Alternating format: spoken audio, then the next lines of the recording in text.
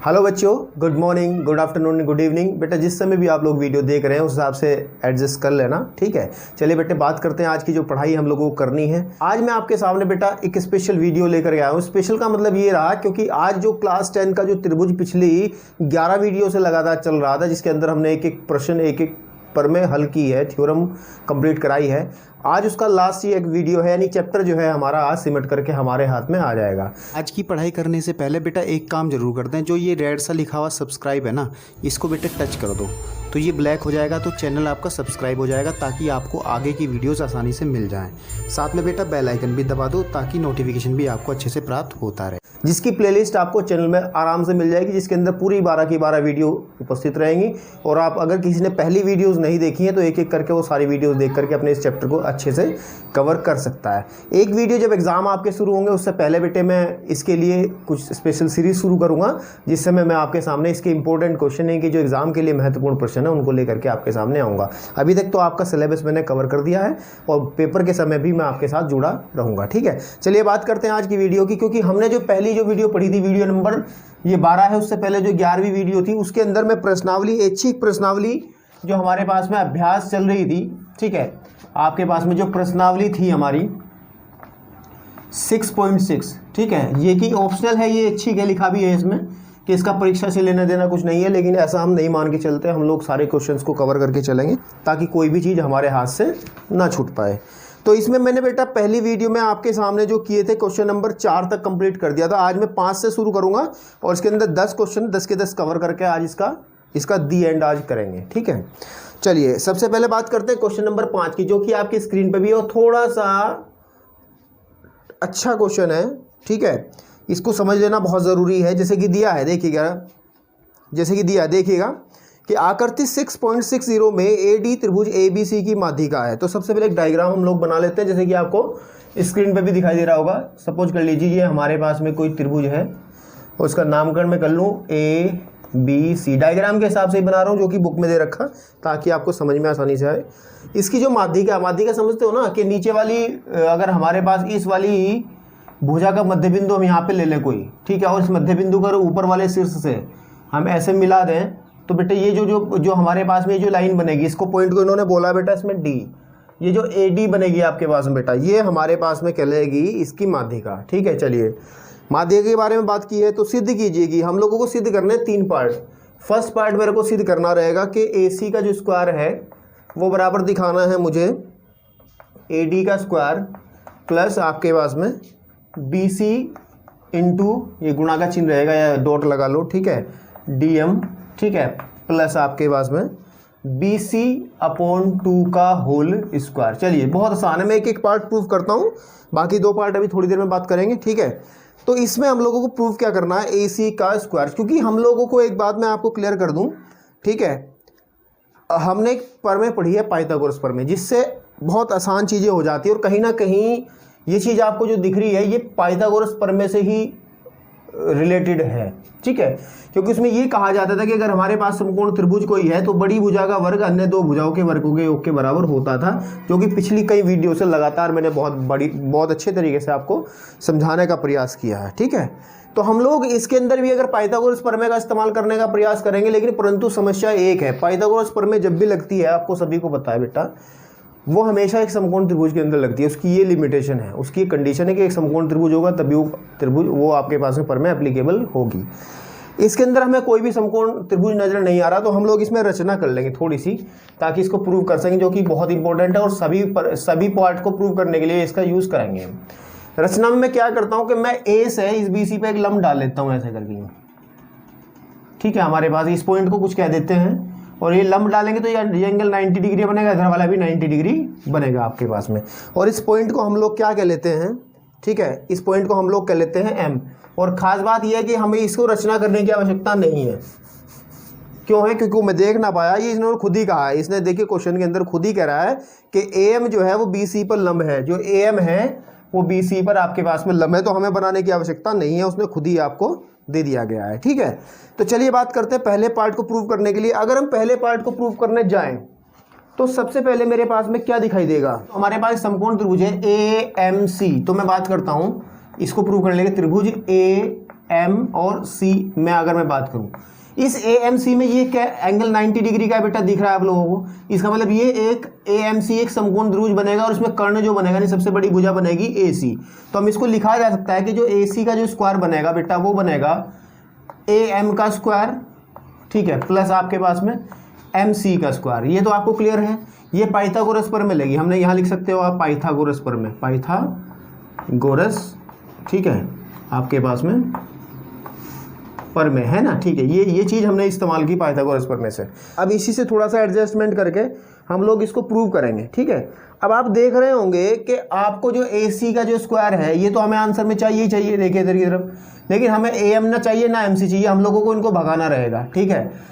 और A D लेके आना है, बी सी लेके आना है, डी एम लेके आना है। तो कोई बात नहीं, हम इनको अभी लेकर के आते हैं, देखिए किस तरीके से लेके आएंगे, ठीक है। अब ध्यान दीजिए जरा, मैं ए एम जो है मेरे पास ये ए एम है, ठीक है। इस ए एम की अगर मैं ढंग से बात करूँ, ये जो ए एम है ए एम, ठीक है, ये तो लंब है पूरा का पूरा, ठीक है, आपके पास में। अगर मैं इसको ध्यान दीजिए जरा थोड़ा सा मैं बता दूं, अगर त्रिभुजी इस वाले छोटे त्रिभुज में एक तरफ उठा लूँ ए एम डी में, ए एम डी की अगर मैं बात करूं, ये भी तो समकोण त्रिभुज है। तो यहाँ से क्या बनेगा आप लोग देख सकते हैं कि जो ए एम का स्क्वायर बनेगा वो आपके पास में कितना बनेगा, ठीक है। ए एम का स्क्वायर ये जो साइड है, क्योंकि ये तो लंब है, सबसे बड़ी साइड 90 के सामने वाली ये रहेगी, तो हम इसको लिख सकते हैं ए डी का स्क्वायर माइनस आपके पास में एम डी का स्क्वायर, एम डी का स्क्वायर, एम डी या डी एम का हो, कोई दिक्कत वाली बात नहीं है। तो इस चीज़ को मैं यहाँ पे रख सकता हूँ, क्या लिखूंगा इसका, ए डी का स्क्वायर माइनस एम डी या डी एम का स्क्वायर, बात एक ही है। देखो हमारे पास ए डी भी आ गया, डी एम भी आ गया, इसका मतलब कहीं ना कहीं हम सही रास्ते पे हैं। फिर प्लस जो एम सी है हमारे पास, ये एम सी का मतलब है इस एम सी को भी आप हटाओगे, ठीक है। इस एम सी को भी किस तरीके से हटाओगे, इसको लिखो आप एम डी प्लस, ठीक है, देखिए ध्यान से देखिए, M D plus D C, M D plus D C का होल स्क्वायर। क्यों M D plus D C का होल स्क्वायर क्यों लिखा, क्योंकि ये पूरी की पूरी एम सी है यहाँ से यहाँ तक की। तो अगर मैं इसमें एम डी दो हिस्सों में तोड़ दूँ, एक तो यहाँ से यहाँ तक का एम डी और फिर डी सी, तो लिखा जा सकता है कि इसको हम इस तरीके से ब्रेक कर सकते हैं, ठीक है। अब ध्यान दीजिएगा, मैं आपको एक चीज़ और बता दूँ इसके अंदर, क्योंकि ये जो डी पॉइंट है ये माध्यिका वाला पॉइंट है, ठीक है, आपके पास में। तो अभी चलो बात करते हैं। अब देखिए ए सी का जो स्क्वायर है वो बराबर रहेगा ए डी का स्क्वायर माइनस डी एम का स्क्वायर, ठीक है, आपके पास में, प्लस इसका फॉर्मूला आप खोल दीजिए, डी एम, इसको भी डी एम ही लिख लो, एम डी का लिखो, इसको भी लिख लो, क्या डी एम लिख लो आप, है ना, बिल्कुल ठीक है।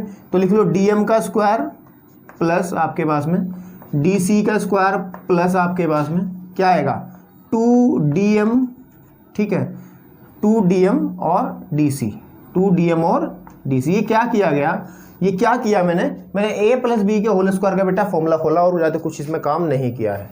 ध्यान दीजिए जरा, AC का स्क्वायर इज इक्वल टू आ जाएगा जो AD का स्क्वायर, इसको रखो जो का तुम, अब DM का स्क्वायर प्लस का DM का स्क्वायर माइनस का, तो ये दोनों चीज़ें कैंसिल आउट हो जाएंगी। ये आ जाएगा DC का whole square plus 2dm DC, DM and DC आपके पास में। अब थोड़ी सी बात मेरी समझने का प्रयास करें जो मैं आपको कह रहा हूँ, डस्टर जरा ले लूँ, उससे थोड़ा रफ करके बताऊँगा, ठीक है। उससे क्या करा जाएगा, क्योंकि हम लोगों को पता ही चीज़ें आपको वैसे लिख लेनी चाहिए साइड में, कि हमारे पास में ये जो पॉइंट है, ये तो B है ना, कि जो DC होगा, यानी कि ये जो DC होगा, ये DC जो होगा वो BC का आधा होगा या नहीं होगा, क्योंकि उसने खुद ही कहा है माध्यिका है। ये जो DC होगा ये पूरी लाइन का आधा होगा, बिल्कुल सही बात है। क्यों सही है, क्योंकि आपके पास में AD जो है वो माध्यिका है। तो जब इस चीज़ को हम इसमें रखेंगे तो क्या बनेगा, AC का जो स्क्वायर बनेगा वो बनेगा AD का स्क्वायर जो का तू रखिए, प्लस यहाँ जाएगा आपके पास में BC/2 का होल स्क्वायर, DC की जगह हमने लिखा BC/2 जो कि मैंने वहाँ बताया है, प्लस आपके पास में DM, और DC की भी जगह ये लिखो BC/2 आपके पास में, और इसको कारण में लिख दो आप थोड़ा सा ताकि अच्छा सा भी लगे। इसको कारण में आप लिख दो चूँकि हमारे पास में जो DC है वो हाफ है किसकी, BC की, ये कारण आप दे सकते हैं इसमें, बिल्कुल ठीक बात है। उसके बाद इसको थोड़ा सा सही करके जब आप लिखोगे तो क्वेश्चन आंसर आसानी से आपको मिल जाएगा। ये जगह BC/2 का होल स्क्वायर, अब इस 2 से 2 कैंसिल आउट हो जाएगा, प्लस के DM BC। देखिए जरा मिलाइए आंसर को, देखिए AC का square is equal to AC का square is equal to AD BC/DM ये रखा, ठीक है, BC/2 का होल स्क्वायर ये रखा। तो कहने की बात ये हमारा पहला पार्ट इसमें प्रूफ हो गया आपके पास में इजीली। तो आप आसानी से अगर थोड़ी सी दिमाग लगाओगे तो ये पार्ट आसानी से आप कर पाओगे। चलिए अब बात करते हैं बेटा इसके दूसरे पार्ट की। दूसरा पार्ट क्या कह रहा है? दूसरा पार्ट भी सेम इसी तरीके से है, क्योंकि हमने जो काम किया इस हिस्से में AC को लेकर के जो काम इसमें किया गया है वही काम आप लोगों को इधर की तरफ AB को लेकर करना, तो आपका सेकंड पार्ट सॉल्व हो जाएगा।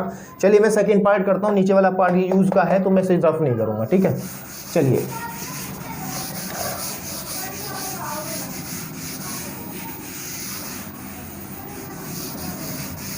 चलिए सेकंड पार्ट क्या कह रहा है बेटा हमारे पास में, 5वें क्वेश्चन का सेकंड पार्ट देखिएगा। 5वें सेकंड पार्ट कह रहा है कि AB का जो स्क्वायर है वो बराबर दिखाना है मुझे AD का स्क्वायर माइनस BC DM, बस माइनस का फर्क है बेटा, अदरवाइज सारी चीज़ें सेम है, लेकिन करने का तरीका भी इसका सेम ही रहेगा, टेंशन मत लो, ठीक है। तो हम लोग क्या करते हैं, हल करते हैं, यहाँ पे सिद्ध करने का प्रयास करते हैं।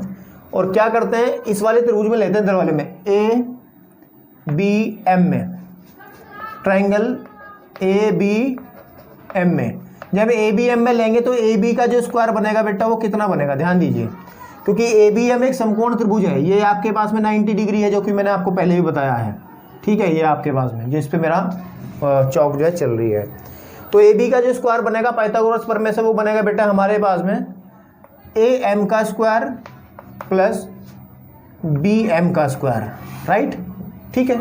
इजीली आप ध्यान दीजिएगा, AB का स्क्वायर, अब फिर वही बात, AM का स्क्वायर क्या बन सकता है, यहाँ पे लिख लीजिए चुकी करके, साइड में आप कर सकते हो। AM का जो स्क्वायर बनेगा इस वाले ट्रायंगल के अंदर, क्योंकि AM जो रहेगा आपके पास में ये लंबी रहेगा, और इसको आप लिख सकते हो AD का वर्ग माइनस MD का वर्ग, बिल्कुल ठीक है। ये आपने पहले भी यूज़ किया है, इस बार भी आप यूज़ इसको करोगे। तो आप लोग AM की जगह लिखेंगे AD का वर्ग माइनस MD का वर्ग प्लस BM को आप लोग क्या कहें, क्योंकि BM हमारे पास में क्या है, BM हमारे पास में ये वाली हिस्सा है, तो BM को बेटा लिखा जा सकता है आपके पास में easily BD minus MD, BD minus MD, BD यानी कि ये BD में से इस वाले पूरे हिस्से में से अगर ये हिस्सा घटा दूं मैं, माइनस MD का होल स्क्वायर आपके पास में। यहाँ तक सबको क्लियर है शायद। अब AB का जो स्क्वायर है बेटा वो आ जाएगा हमारे पास में, AD का स्क्वायर कुछ नहीं कहेंगे इसको, माइनस MD को भी कुछ नहीं कहेंगे आपके पास में। इसका फॉर्मूला A माइनस B का होल स्क्वायर, BD का स्क्वायर प्लस MD का स्क्वायर माइनस आपके पास में 2BD आपके पास में, और MD यहाँ लिख देता हूँ, ठीक है, कोई दिक्कत नहीं है, ठीक है। अब इसमें से MD जो है MD से कैंसिल आउट होगा, जैसे कि पहले पार्ट में भी आसानी से कैलकुलेट हुआ है। तो AB का स्क्वायर इज इक्वल टू कितना आ जाएगा, AD का स्क्वायर रखा जाएगा जो का तू आपके पास में, और ये प्लस BD का स्क्वायर, ठीक है, आपके पास में, ठीक है, माइनस के बचेगा 2BD और MD, ठीक है। MD का हो या DM कह लो, चलो DM कह लो इसको इस बार, क्योंकि आंसर में आपको DM बनाना है, MD या DM बात एक ही है, बिल्कुल ठीक बात है। अब ध्यान दीजिएगा थोड़ा सा, फिर वही कॉन्सेप्ट याद करेंगे, चूंकि हमारे पास में जो BD रहेगा वो BC का आधा रहेगा, क्योंकि BD का आधा रहेगा, क्यों रहेगा, क्योंकि ये आपके पास में माध्यिका है, माध्यिका मतलब जितना हिस्सा ये रहेगा उतना हिस्सा बेटा इधर की तरफ ये रहेगा। तो कहने की बात ये आएगा कि AB का जो वर्ग है वो बराबर आ जाएगा AD का वर्ग प्लस BC, कितना, BC बटे 2 का होल स्क्वायर माइनस 2BC बटे 2, ठीक है, इंटू DM, ठीक है। अब जब इसको कैलकुलेट करोगे आप, मैं यहीं पे कर देता हूँ, इस 2 से 2 कैंसिल आउट हो जाएगा, तो आप जरा आंसर मिलाइए। अब जरा आंसर पे नजर डालिए, जो आपको प्रूव करना था ये वाली चीज़ कि AB का जो स्क्वायर रहेगा AD का स्क्वायर माइनस 2BC और DM प्लस के BC बटे 2, देख लो ये AD भी आ गया, BC बटे 2 भी आ गया, BC DM भी आ गया। तो बेटे ये आसानी से आप लोग कर सकते हैं, ज़्यादा काम इसमें था नहीं, ठीक है। और रही बात इसके क्वेश्चन के थर्ड पार्ट की, तो ये फर्स्ट पार्ट था जो मैंने भी प्रूव किया था बेटा, ये फर्स्ट पार्ट था, और ये था आपके पास में इसका सेकंड पार्ट। आप अगर फर्स्ट और सेकंड को आपस में जोड़ दोगे, देखिए जरा, अगर मैं जोड़ दूं तो AB का स्क्वायर प्लस AC का जो स्क्वायर रहेगा वो आ जाएगा AD, यानी कि 2AD का स्क्वायर, ये जब जोड़ेंगे तो प्लस 2BC बटे 2 का होल स्क्वायर, और ये कैंसिल हो जाएगा अपने आप में। तो आप इसको जब हल करोगे तो बेटे इजीली वही आपको प्राप्त होगा जो उसने दे रखा, ये 100% श्योर है, ठीक है। तो मुझे लगता है क्वेश्चन आपके सामने समझ में आया होगा। बात करते हैं नेक्स्ट क्वेश्चन की। नेक्स्ट क्वेश्चन थोड़ा सा बेटा दमदार क्वेश्चन है, मैं आपको बता दूं, थोड़ा सा मेहनत का काम है, लेकिन अच्छा क्वेश्चन है, इंपॉर्टेंट क्वेश्चन है, ठीक है। चलिए बात करते हैं क्वेश्चन नंबर 6 की। देखिए बेटा क्वेश्चन नंबर जो 6 आपके सामने है, थोड़ा सा ध्यान दीजिएगा। क्वेश्चन नंबर जो 6 आपके सामने बेटा है, इसकी जो लैंग्वेज है मैं पढ़ रहा हूँ, स्क्रीन पे आपके सामने दिखाई देगा। थोड़ा सा क्वेश्चन में थोड़ा सा ध्यान लगाना ताकि ये चीज़ें जो है समझ में आए, क्योंकि अगर ये थोड़ा सा आप लोग माइंड को सही नहीं रखोगे तो बहुत कठिन नज़र आने वाला है सवाल।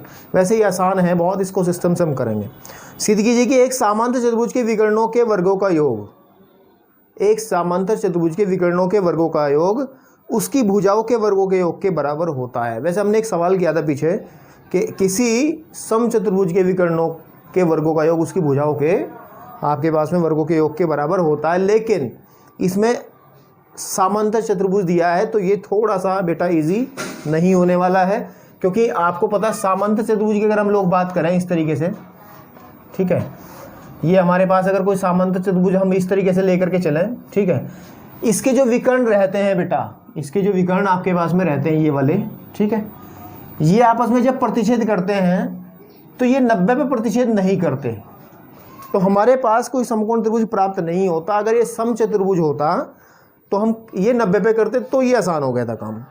तो इसको करने के लिए हम लोगों को सिद्ध क्या करना, पहले ये थोड़ी सी बात आप लोग ध्यान दीजिए, इसका पहले नामकरण कर लीजिए आप लोग। इसको कह लीजिए यहाँ से, जैसे कि मैं कह लेता हूँ ए, इसे बी कह लेता हूँ, इसको मैं सी कह लेता हूँ और इसको मैं डी कह लेता हूँ आपके सामने। ए बी सी डी हमारे पास में कोई समांतर चतुर्भुज है, ठीक है, और साथ ही साथ समांतर चतुर्भुज इसमें यही दिया है बस, और आपके पास में कुछ नहीं है। सिद्ध क्या करना है उसको लिख लीजिए, क्वेश्चन नंबर 6 ये है ना, सिद्ध करना है, ठीक है, सिद्ध करना है। क्या सिद्ध करना है भैया बता दीजिए ना। वो कह रहा है कि उसके विकर्णों के वर्गों का योग ए बी सी डी है ना, तो यानी कि विकर्णों का वर्ग मतलब ए सी का वर्ग प्लस आपके पास में बी डी का जो वर्ग है वो बराबर दिखाना रहेगा इनकी भुजाओं के वर्गों के योग के, यानी कि ए बी का वर्ग प्लस बी सी का वर्ग प्लस आपके पास में सी डी का वर्ग प्लस ए डी या डी ए का वर्ग। बात एक ही है ना, ये आपके पास में ये वो लक्ष्य है जिसको हमें प्राप्त करना है, ठीक है। तो चलिए बात करते हैं, क्योंकि हमारे पास इसके अंदर कोई भी समकोण त्रिभुज नहीं है, और अगर वर्गों की बात हो रही है तो इसका मतलब पाइथागोरस को तो हमें इस्तेमाल करना ही करना पड़ेगा, ठीक है। तो क्या करना होगा आप लोगों को, थोड़ी सी रचना इसमें करनी रहेगी ताकि सवाल आपके पास में आसान हो जाए। तो मैं यहाँ थोड़ी सी रचना कर लेता हूँ, ठीक है, रचना में, ताकि ये सवाल आपके पास में थोड़ा सा इजी बने। तो मैं क्या करता हूँ, मैं इस जो ए बी है मेरी, इसको थोड़ा सा इधर की तरफ बढ़ा लेता हूँ, इधर की तरफ, ठीक है। इधर की तरफ बढ़ाने के बाद में मैं डी से इस पर एक लंब डाल लेता हूँ ऊपर की तरफ, ये है यहाँ पे, थोड़ा ध्यान से देखिएगा। चित्र अगर छोटा नजर आ रहा है तो मैं बड़ा इसको थोड़ा बना लूँ तो सही रहेगा। चलिए थोड़ा बड़ा चित्र बना लेते हैं ताकि ये चीज़ें और भी क्लियर हों। चलिए थोड़ा सा बड़ा बना लेते हैं कुछ, ठीक है, ये ऐसे करके है ना। इसको नामकरण कर लो दोबारा से भैया, फिर ये आ जाएगा ए, ये आ जाएगा बी, ये आ जाएगा सी और ये आ जाएगा डी, और ये आपके पास में इसका पहला विकर्ण और इसका दूसरा विकर्ण। तो हमने क्या कहा है कि इसको थोड़ा सा इधर की तरफ बढ़ा लीजिए और इस पे आपके पास में ये डी से एक लंब डाल दीजिए। इस पॉइंट को आप कुछ बोल दीजिए, जैसे ई बोल दीजिए, क्योंकि A B C D E ही ऐसा पॉइंट है जो आपके पास में इसमें आएगा। जब लंब डालेंगे तो बेटा ये 90 डिग्री बनेगा, तो हमारा कुछ काम यहाँ से बनेगा, क्योंकि 90 डिग्री की बात अगर करें तो समकोण त्रिभुज वाली बात हो जाएगी। सिमिलर मैनर से आप लोग इस ए से इस डी सी पे भी एक लंब डाल दीजिए, ऐसे करके यूँ। इस पॉइंट को डी ई एफ इसको आप कह सकते हो, क्या कह सकते हो, एफ इस पॉइंट को आप कह सकते हो इजीली, ठीक है। तो अब हमारे पास में ये डायग्राम है, हमने रचना क्या की, इसमें लिख सकते हैं हम रचना क्या की, कि सबसे पहले हम इस वाली की बात कर लेते हैं, नहीं, ए से डी सी पर ए एफ लंब खींचो, ये हमने खींच दिया, मतलब बना लिया है, नहीं, ये एक चीज़ दी है। साथ ही साथ डी से, कहाँ से, डी से ये ए बी जो लाइन है इसी को तो हमने बाहर बढ़ाया था, ए बी पर, ठीक है, ए बी पर, डी से ए बी पर लंब खींचो, ये भी हम कर सकते हैं, लंब खींचो। तो ये हमने दो चीज़ कर ली इसमें। अब इतना करने के बाद हमारे पास चीज़ें जो है थोड़ी सी क्लियर होनी शुरू होंगी अभी जब सवाल आगे की तरफ बढ़ेगा। चलिए, क्योंकि किताब में तो और कुछ उसने दिया नहीं, जो कुछ था हमने उससे ले लिया, ठीक है। अब तो हमें करना है जो कुछ करना है। तो इसके अंदर एक ट्राइंगल बना बेटे, मैं इसको हल करने जा रहा हूँ, ठीक है, सिद्ध करने जा रहा हूँ। तो जो आपके पास में एक ट्राइंगल बना है, एक छोटे वाला ट्राइंगल इसमें बना है डी ई ए, देखिए डी ई और ए ट्राइंगल आपके पास में डी ई ए की अगर मैं बात करूँ, इस डी ई ए में ये समकोण त्रिभुज क्योंकि 90 है और 90 के सामने एक भुज सबसे बड़ी ए डी रहेगी, तो मैं लिख सकता हूँ यहाँ से देखिएगा कि जो ए डी का स्क्वायर रहेगा वो बराबर रहेगा ए डी ई का स्क्वायर प्लस ई ए का स्क्वायर। यहाँ तक किसी को कोई समस्या हो तो बताओ। ठीक है, ठीक है, आप इसको जरा इतना ही रहने दें। ठीक है, उसके बाद एक ट्रायंगल और हमारे पास में है। ठीक है, और वो ट्रायंगल कौन सा है? ट्रायंगल है डी ई बी। ध्यान दीजिए चित्र में डी ई बी, डी आपके पास में कहाँ गया? D E B, D E और बी, यस डी ई और बी, जिस पे मेरा चौक जो है चल रहा है, इस ट्रायंगल की हम लोग बात कर रहे हैं। इस ट्रायंगल में ये बेटे ये 90 है तो उसके सामने एक भुजा ये बी डी बनेगी, तो आप लिख सकते हैं कौन से त्रिभुज की बात करें? त्रिभुज डी ई बी में अगर हम बात करें बेटा तो हमारे पास जो चीज़ बनेगी हम करेंगे बी डी का जो स्क्वायर रहेगा वो बराबर किसके रहेगा? वो बनेगा डी ई का स्क्वायर, ठीक है, प्लस आपके पास में ई बी का स्क्वायर, ई बी का स्क्वायर। ठीक है, डी ई का स्क्वायर और आपके पास में ई बी का स्क्वायर। अगर थोड़ा सा दिमाग इसमें लगा लीजिएगा, इसको सबसे पहले समीकरण एक बोल दीजिए, इसको थोड़ा दिमाग अगर लगाएं तो मैं इसको थोड़ा सा मॉडिफाई कर रहा हूँ क्योंकि बी डी हमारे पास विकर्ण का वर्ग तो आ रहा है, अब इसको भुजाओं में कन्वर्ट करना रहेगा कि डी ई को रखिएगा जो का तू प्लस, देखिए बेटा ई बी को हम लिख सकते हैं, इस ई बी को, ई बी क्या है हमारे पास? ये पूरी लेंथ है ऊपर वाली, तो ई बी को मैं लिख रहा हूँ ई ए प्लस, ध्यान दीजिएगा, ए बी का होल स्क्वायर। यहाँ तक क्लियर है? जब इसको खोलेंगे तो बी डी का जो वर्ग बनेगा वो बनेगा डी ई का वर्ग प्लस ई ए का वर्ग, ई ए का वर्ग प्लस ए बी का वर्ग प्लस आपके पास में कितना? 2EA AB। यहाँ तक क्लियर है? ठीक है, अब आप लोग देखिए अगर थोड़ा सा दिमाग लगाओगे तो समीकरण एक से इसकी वैल्यू क्या बन रही है? इसकी वैल्यू क्या बन रही है? इसकी वैल्यू बन रही है हमारे पास में AD, तो BD का जो वर्ग रहेगा वो बराबर जाएगा AD का वर्ग, ठीक है, AD का वर्ग आपके पास में प्लस AB का वर्ग प्लस 2EA और AB। अब मैं आपको थोड़ी खुशखबरी देना चाहता हूँ, देखो BD क्या है? इसका एक विकर्ण है और विकर्ण का वर्ग जो आया वो AD का वर्ग प्लस AB का वर्ग, और AD और AB क्या है? भुजाएं हैं, यानी कि दो भुजाएं तो हमारे पास में आ गई, हमने आधा काम किया है, दो भुजाएं आ गई। अब हम इसी तरीके से जैसे हमने BD का वर्ग निकाला ऐसे ही हम लोग अब AC का वर्ग भी निकालेंगे। इसको आप समीकरण नंबर 2 कह के छोड़ दीजिए यहीं पर, ठीक है, समीकरण नंबर 2 क्या कह के समीकरण नंबर 2 कह के इसको छोड़ दीजिए। चलिए बात करते हैं थोड़ा सा इसका सेकंड पार्ट।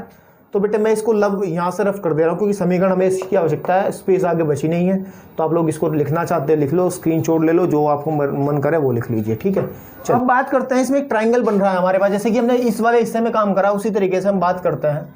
एक ट्राइंगल बन रहा है इसमें ADF, AD और F, वही जैसे छोटा ट्राइंगल ADF, इसमें ये वाला 90 बनेगा, ये वाला 90।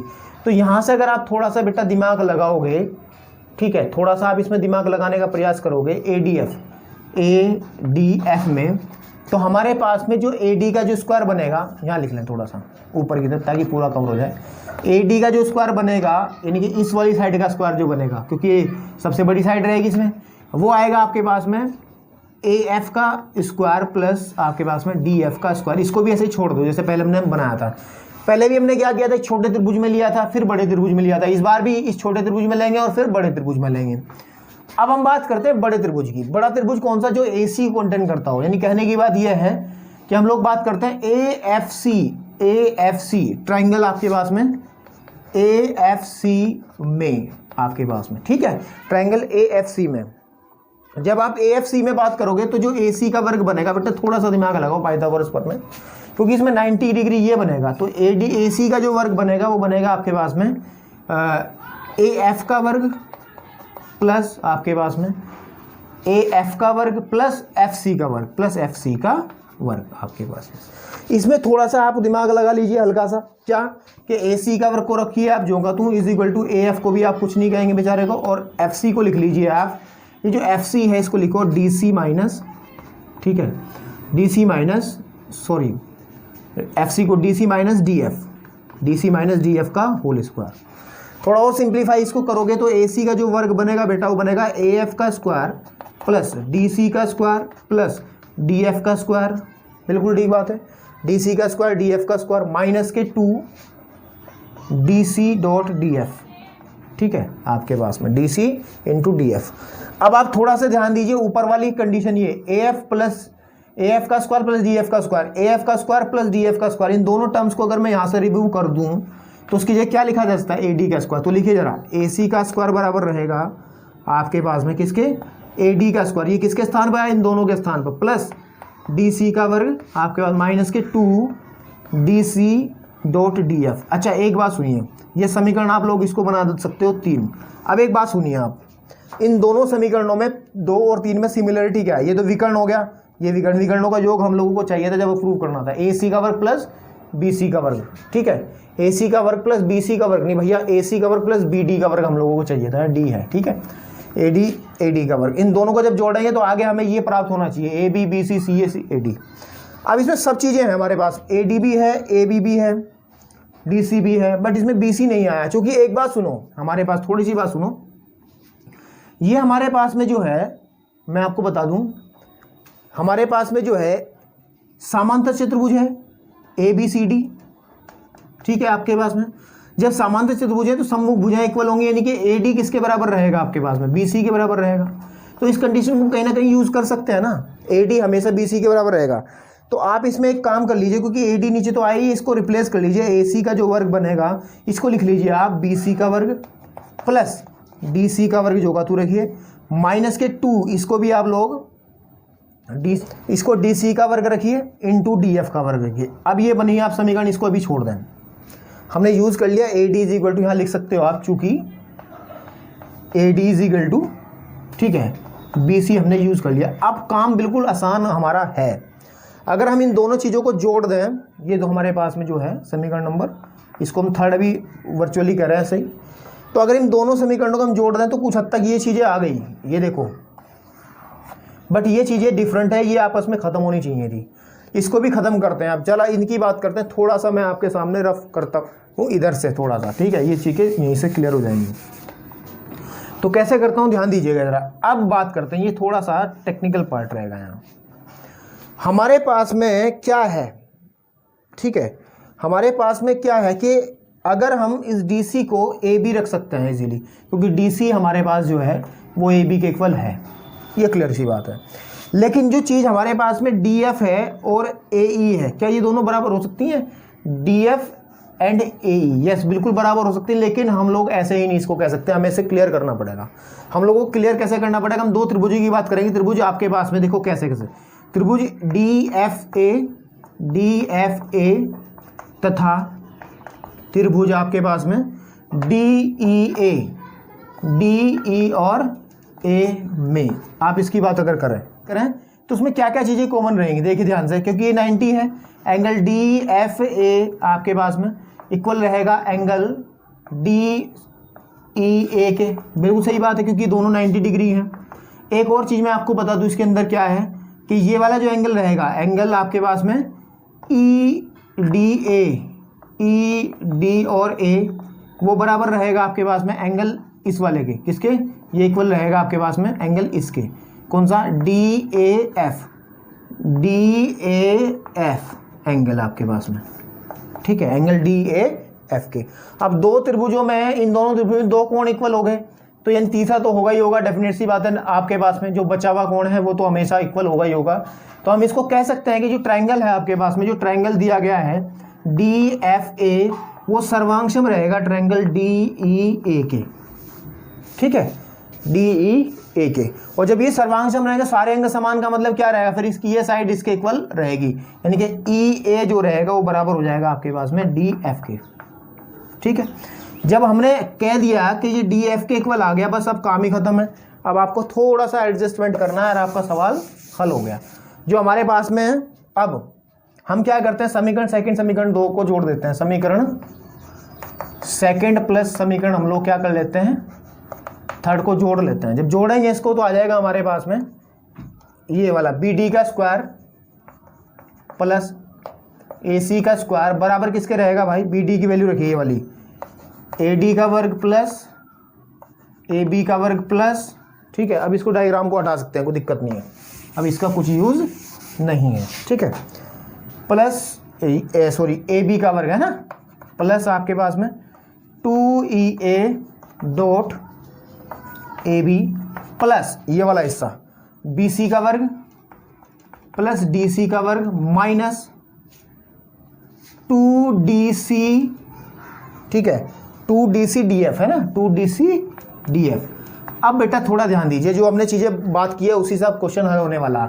इसको जो का तू रखिए, इसको भी जो का तू रखिए, इसको कुछ कहने, ये तो हमारा रिजल्ट ही चाहिए ना हम लोगों को।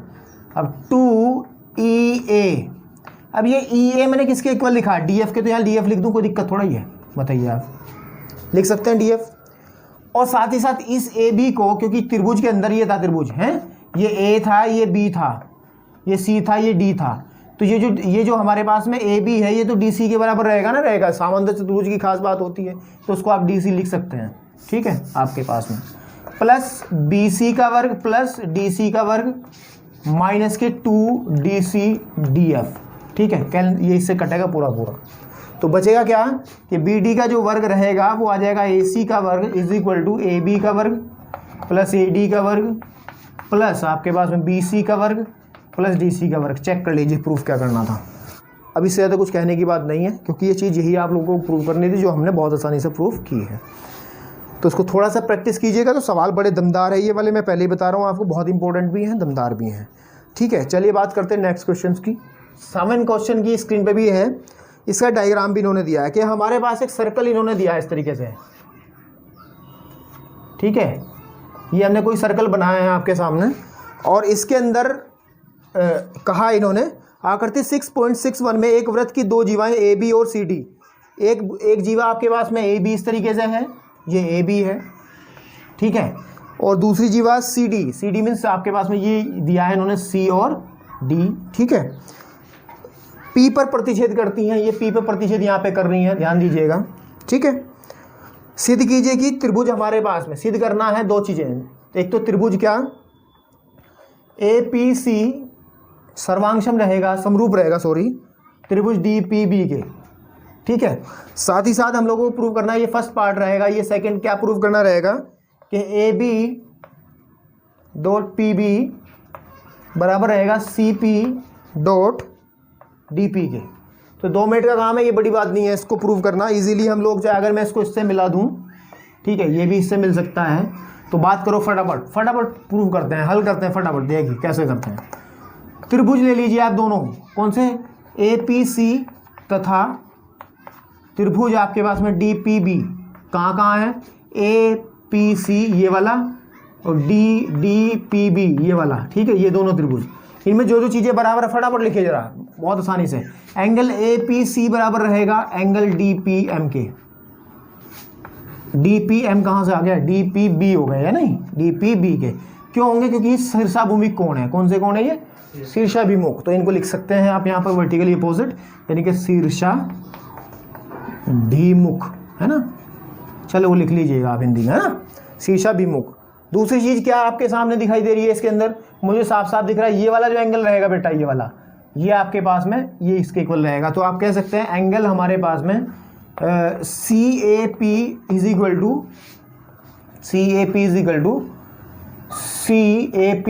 टू BDP,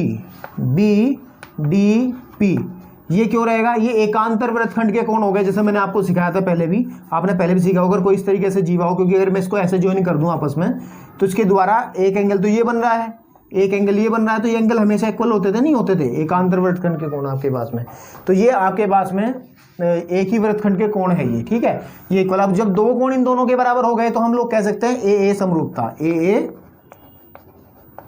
समरूपता क्या कहती है कि जो ट्रायंगल बनेगा आपके पास में कौन सा, APC, वो समरूप रहेगा ट्रायंगल DPB के। ये पहला आंसर तो आ गया, ठीक है, पहला पार्ट हमने प्रूव कर दिया, सेकंड पार्ट प्रूव करने में कोई दम लगाने की जरूरत नहीं है, आप फटाफट सिर्फ नंबरिंग कीजिए कि कौन सा एंगल किसके इक्वल है। देखिए ये वाला एंगल अगर 1 है तो ये भी 1 है, ये अगर 2 है तो ये भी 2 है, ये अगर 3 है तो ये भी 3 है।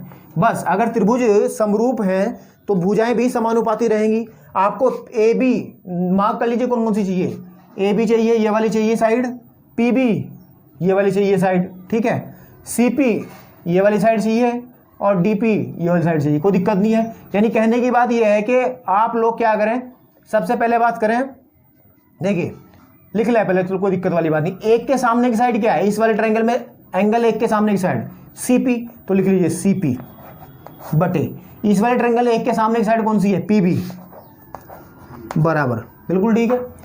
इसमें एंगल 3 के सामने की साइड कौन सी है, AP बटा AP है ना, बटा इसमें 3 के सामने की साइड PD, बाकी को लेने की कोई जरूरत नहीं है, ठीक है, बाकी कोई लेने की जरूरत नहीं है। PD लिखो या DP लिखो, बात एक ही है, सही है। जब आप इसके ब्रज गुणा करेंगे तो क्या बनेगा, देखिए जरा, ये बनेगा देखिए CP इंटू DP बराबर PB इंटू AB, ठीक है। अब आप इसको सही करके लिख लीजिएगा, जो है वही है, ये 100% जो प्रूव करवा रहा है वही ये चीज़ है, बिल्कुल ठीक बात है। तो ये आप इजीली इसको कर सकते हैं, ठीक है। चलिए बात करते हैं क्वेश्चन नंबर 8 की। इन्होंने दिया है एक व्रत है, 2 जीवाएं हैं, ABCD बढ़ाने पर परस्पर बिंदु P पर प्रतिच्छेद करती हैं, उसी तरीके से है जैसे कि 7वां क्वेश्चन रहा था हमारे पास में। एक ट्रायंगल हम लोग, इस बहुत खराब ट्रायंगल बना यार, तो हम एक व्रत पहले बना लेते हैं। हमारे पास ये कोई व्रत है इस तरीके से, ठीक है, और इसकी 2 जीवाएं हैं, एक AB है, ये AB है, ठीक है, आपके पास में एक और है हमारे पास CD है, ठीक है, ये CD है।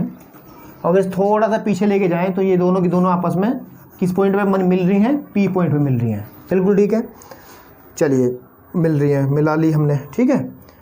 तो हम लोगों को वही सिद्ध करना, सबसे पहले हम लोग सिद्ध करेंगे कि ट्रायंगल जो रहेगा PAC वो समरूप रहेगा ट्रायंगल आपके पास में PDB के, PDB के, है ना, PDB के। चलिए तो बाद की बात बाद में करेंगे, पहले ये चीज़ कर लेते हैं हम लोग। ध्यान दीजिए जरा, सबसे पहले मेरी बात सुनो, ये पहले पहचान लिए PAC है कहाँ, PAC इट मीन्स इस वाले ट्रायंगल, छोटे ट्रायंगल की बात कर रहा है। PDB का मतलब PDB इस बड़े ट्रायंगल की बात कर रहा है, ये वाले की, है ना। तो बड़े आसानी से हम इसको कर सकते हैं। चलिए इन दोनों त्रिभुजों में हम बात करते हैं, त्रिभुज PAC तथा त्रिभुज PDB में अगर हम बात करें, ठीक है, कौन कौन सी चीज़ इक्वल है। देखिए मैं बताता हूँ आपको कौन कौन सी चीज़ आपके पास में इक्वल है। पहले एक काम कर लीजिए, इसको ट्रायंगल कंप्लीट कर लीजिए, इसको AC बना लीजिए। अब एक बात ध्यान दीजिए, अगर हम बात करें ACDB, ठीक है, ACDB, इसको लेने से पहले मैं एक चीज़ बता दूँ, चूँकि जो ACDB क्या है, एक चक्रीय चतुर्भुज बनेगा, चक्रीय, ठीक है, नहीं चतुर्भुज बनेगा। क्यों बनेगा, क्योंकि इसके सारे के सारे जो शीर्ष हैं वो वृत्त की परिधि पर हैं, और वृत्त की परिधि पर अगर शीर्ष होते हैं और कोई चतुर्भुज रहता है तो उसको हम चक्रीय चतुर्भुज कहते हैं। और उन चक्रीय चतुर्भुज की खास बात रहती है कि इसके आमने सामने के कोणों का योगफल 180 होता है, इसका भी और इसका भी योगफल 180 रहेगा। साथ ही साथ हमने एक प्रॉपर्टी 9th में पढ़ी थी कि ये जो एंगल रहेगा, ये वाला जो एंगल रहेगा वो इस एंगल के इक्वल रहेगा, बिल्कुल ठीक बात है। तो इन प्रॉपर्टीज़ का हम यूज़ करके, ठीक है, आपके पास में इन प्रॉपर्टीज़ का हम यूज़ करके इजीली क्वेश्चंस को सॉल्व कर सकते हैं। किस तरीके से, आप बात कर लीजिए, ट्रायंगल PAC तथा ट्रायंगल PDB में एंगल P जो है वो एंगल P के बराबर है, क्योंकि ये उभयनिष्ठ है। क्या है, उभयनिष्ठ है, ठीक है, क्योंकि दोनों में कॉमन है ये एंगल।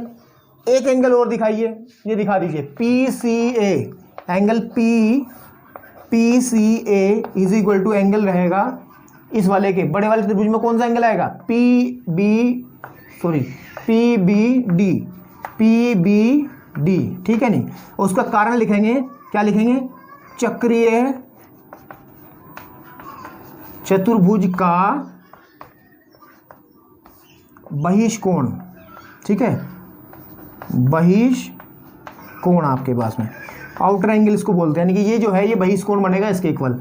अब हमने जब बात कर ली दोनों त्रिभुजों में 2 कोण इक्वल दिखा दे तो हमें ए समरूपता से कह सकते हैं, ए समरूपता से कह सकते हैं कि दोनों त्रिभुज जो रहेंगे बेटा PAC वो समरूप रहेगा ट्रायंगल PDB के।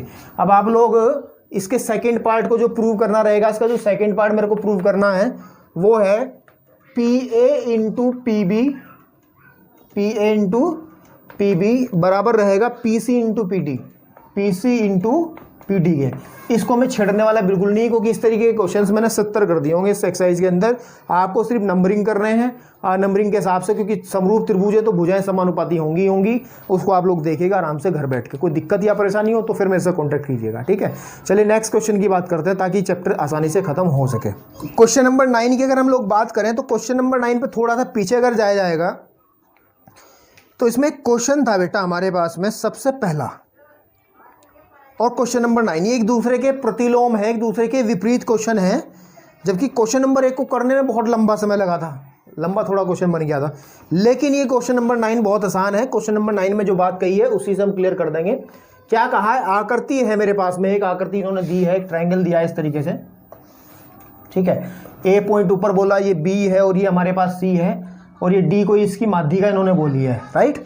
माध्यिका नहीं बोली है इसने, माध्यिका नहीं बोली है इसने, माध्यिका 1 नंबर क्वेश्चन में बोला था, ठीक है। काय त्रिभुज एबीसी की भुजा बीसी पर बिंदु डी इस प्रकार स्थित है कि, ठीक है। ये डी पॉइंट इस तरीके से है कि जो दिया है, ध्यान से देखिएगा, दिया है, क्या दिया है कि जो बीडी बटे आपके पास में सीडी रहेगा वो बराबर होगा बेटा ए बी बटे ए सी के, ये कंडीशन दी है। तो सिद्ध कीजिए एडी त्रिभुज बी ए सी का संधिभाजक है। माध्यिका की बात हम गलत कह रहे थे कि हम लोग को दिखाना है कि जो लाइन है ना ये एडी, ये इस वाले पूरे कोण को आधा आधा 2 भागों में व्यक्त करके जा रही है, यानी इतना ये है उतना ही ये है।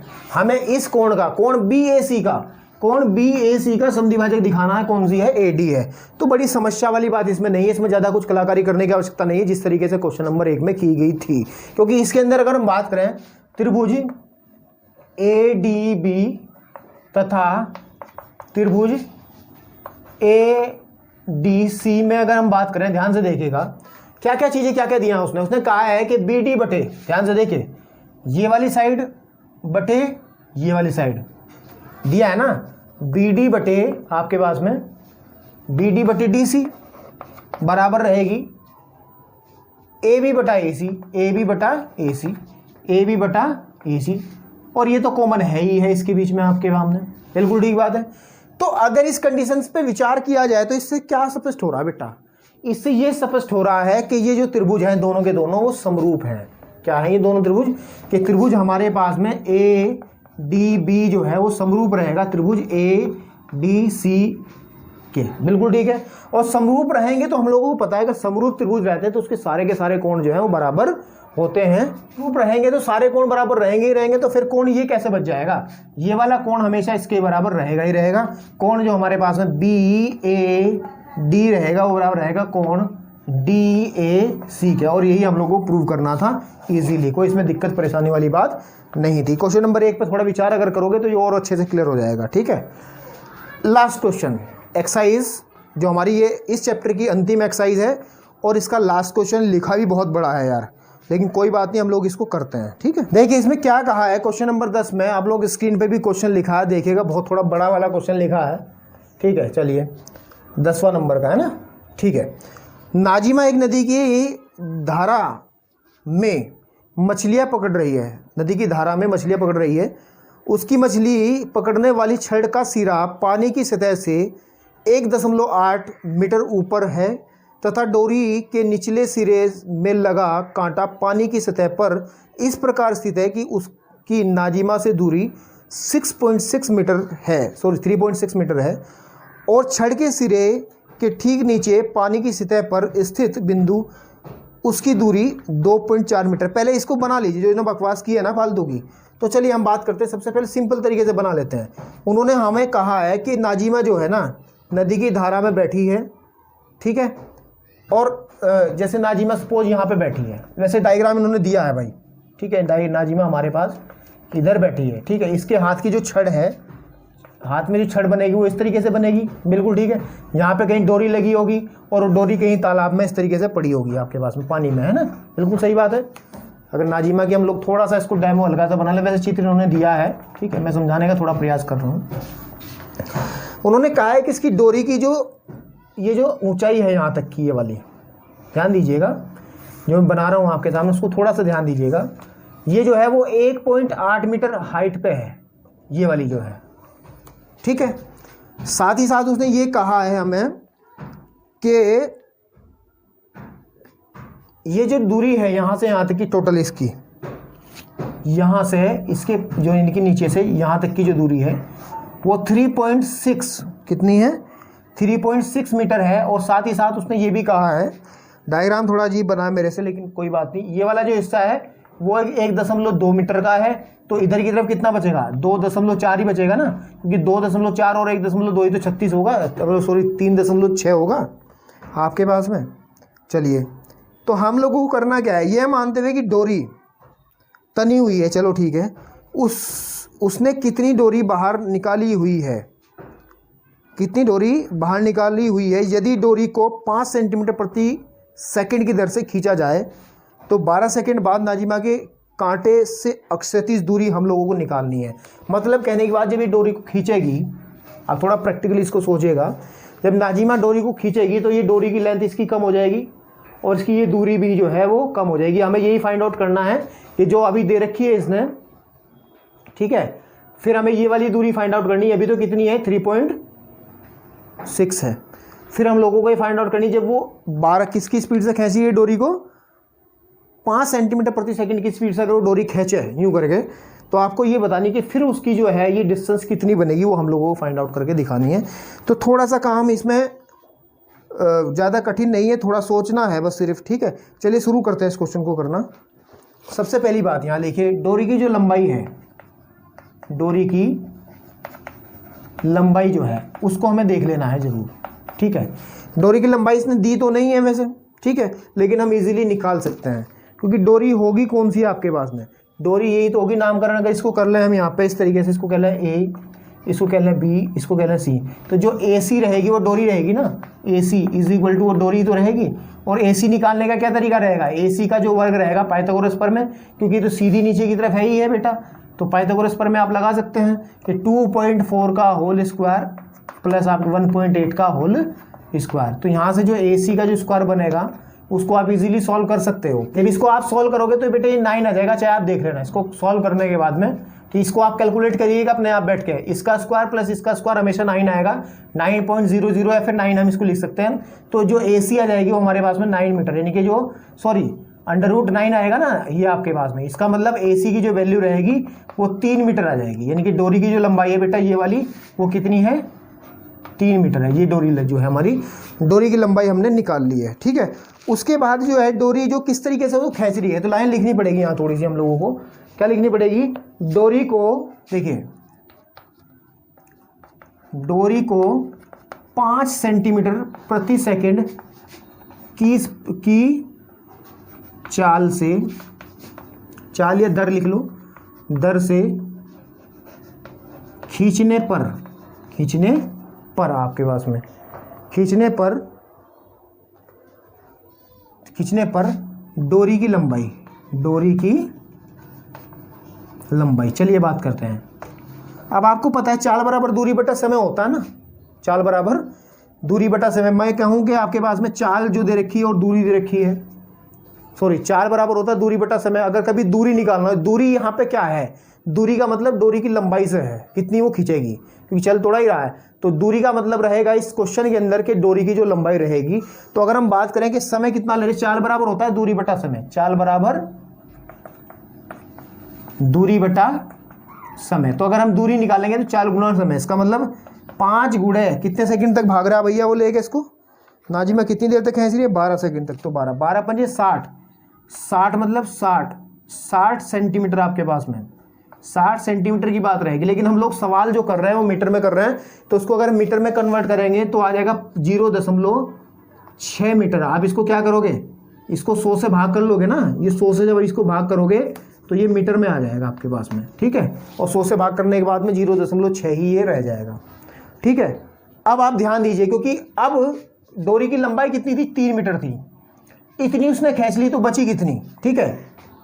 डोरी की लंबाई इतनी दर से खींचने पर डोरी की लंबाई आपके पास में कितनी बचेगी।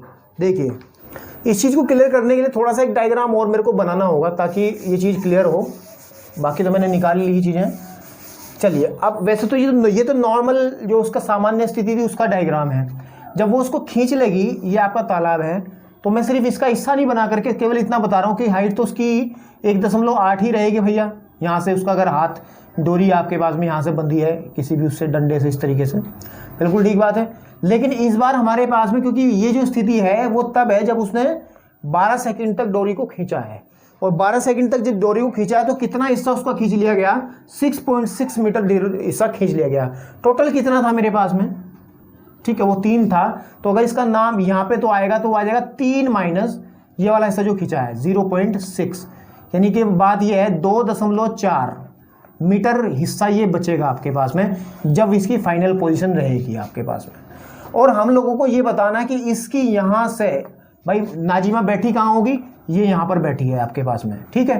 तो हम लोगों की अब इसकी यहाँ से यहाँ तक की दूरी कैलकुलेट करके इसको बतानी है। ये आपको पता ही है कि 1.2 है ही है, ठीक है, क्योंकि सवाल में ये दिया ही है कि ये 1.2 है ही है। और ये स्थिति बनी जब डोरी खींच ली गई, यानी कि 2.4 मीटर दूरी, पहले तो 3 थी सामान्य स्थिति में, लेकिन यहाँ पे 2.4 मीटर डोरी ये रही है। तो अब आप लोगों को पहले ये फाइंड आउट करना रहेगा, और उसमें ये जोड़ करके इसको अगर नामकरण में कर लूँ, इसको मैं ए कह देता हूँ, ये बी ही रहेगा, इसको आप कुछ भी सी कह लीजिए, इसको आप डी कह लीजिए। तो अगर मैं ये सी डी निकालने का प्रयास करूंगा तो पहले मुझे सी बी निकालनी पड़ेगी। तो सी बी कैसे निकालेंगे, पाइथागोरस प्रमेय से। तो सी बी सबसे पहले निकाल लीजिए, मैं थोड़ा इसको भी रफ कर लेता हूँ, आप साथ साथ नोट कर लेंगे अच्छे से तो ज़्यादा क्लियर हो जाएगा। तो जो सी बी का जो वर्ग रहेगा वो बराबर रहेगा ए सी का वर्ग माइनस ए बी का वर्ग, राइट। और ए सी मतलब 2.4 का स्क्वायर माइनस आपके पास 1.8 का होल स्क्वायर, ठीक है। इसको आप क्या कर सकते हैं, इसको जब आप सॉल्व करोगे सी डी को, ठीक है, जब आप सॉल्व करोगे तो सिंप्लीफाई करने के बाद में मैं आपको बता रहा हूँ थोड़ा टाइम की वजह से, क्योंकि लंबाई वीडियो की बढ़ रही है, तो मैं डायरेक्ट थोड़ा बता रहा हूँ। जब इसको कैलकुलेट आप लोग करोगे कि गुणा भाग का काम आप लोग कर सकते हो। इसकी जो वैल्यू बेटा आपके पास में आएगी वो आएगी 1.587 मीटर, ठीक है, ठीक है। और जो उसने पूछा है, क्या पूछा है, नाजिमा की कांटे से अक्षैतिज दूरी, ठीक है, नाजिमा की कांटे से अक्षैतिज दूरी। कांटा कहाँ है, कांटा तो यही होगा ना, और नाजिमा कहाँ है, वो यहाँ पे है।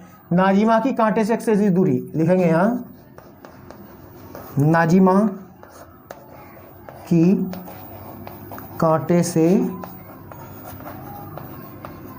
अक्षैतिज दूरी जो रहेगी वो रहेगी आपके पास में C B plus B D. C B कितना रहेगा, सी बी हमने निकाला 1.587 प्लस बी डी कितना रहेगा 1.2। आंसर इसको कैलकुलेट कर लीजिएगा, आपका आंसर आ जाएगा। तो 100% इसका आंसर आपको मिलेगा।